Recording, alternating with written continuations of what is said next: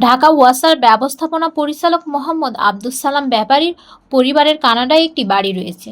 2018 সালে আব্দুস সালাম এবং তার স্ত্রী মাহবুবুন্নেছার নামে বাড়িটি কেনা হয়। 2023 সালে বাড়ির মালিকানার অংশ থেকে আব্দুস সালামের নাম সরিয়ে তার এক ছেলের নামে দেওয়া হয়। পরে সম্পূর্ণ মালিকানা স্থানান্তর করা হয় স্ত্রীর নামে। অন্তর্বর্তী সরকারের শেষ সময়ে বিতর্কিত প্রক্রিয়ায় আব্দুস সালামকে ঢাকা ওয়াসার এমডি হিসাবে নিয়োগ দেওয়া হয়েছিল।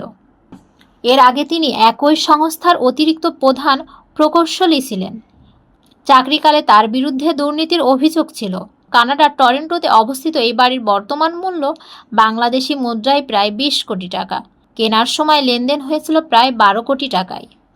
আব্দুস সালাম এই বিষয়ে বলেন, বাড়িটি তার সন্তানরা কিনেছে এবং ব্যক্তিগত বিষয়ে তিনি মন্তব্য করতে চাইছেন না। সরকারি চাকরিজীবীদের জন্য নির্ধারিত নিয়ম অনুযায়ী সম্পদ অর্জন করলে তা সরকারকে জানাতে হয় এবং অনুমোদন নিতে হয়।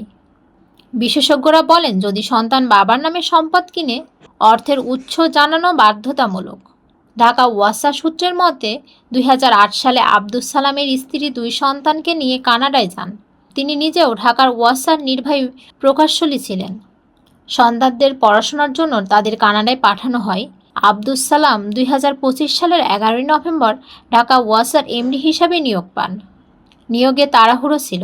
একাধিকবার বিজ্ঞপ্তির শর্ত সংশোধন করা হয়েছে। সাক্ষাৎকার ছাড়াই 3 জনের তালিকায় তার নাম সর্বোচ্চ স্থানে পাঠানো হয় এবং মন্ত্রণালয় তার নিয়োগ দেয়।